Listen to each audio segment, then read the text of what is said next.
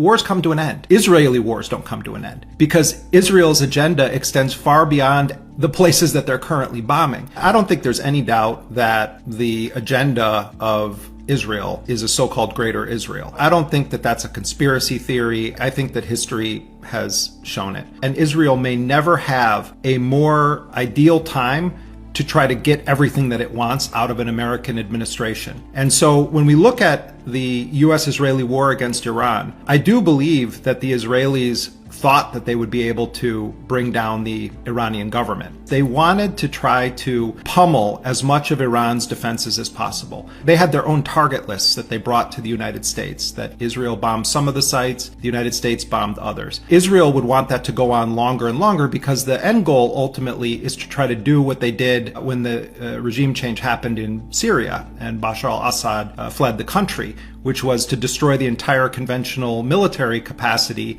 and air defense systems of Syria. Why? They don't want an Arab government to be in power that has any ability to defend itself against Israel's expansionism. And so Israel did get part of what it wanted with this massive, unprecedented level of American bombing of Iran. And as we contemplate what kind of deals are going to be made diplomatically, the Iranians have said they want the deals to apply to their regional allies. Presumably that would include not just Lebanon, but also Palestine. How do you implement that? You know, the Trump administration claimed that there was a ceasefire in Lebanon, but that part of the ceasefire means that Israel gets to continue occupying and bombing areas that they say, oh, well, this is Hezbollah. So the Iranians have been clear that there should be a real ceasefire. Is that something that's going to hold in an agreement? We don't know right now. Certainly the Palestinians are in an unspeakably dire situation, and Israel is threatening to resume its genocide. I can't imagine a scenario under which Netanyahu is actually restrained. And I'm not sure that Trump would even try to do it. They'll make claims, they'll say, oh, Israel agreed to X or Y, but the Israelis always claim that there's a huge loophole. Oh no, we didn't mean that we would stop bombing.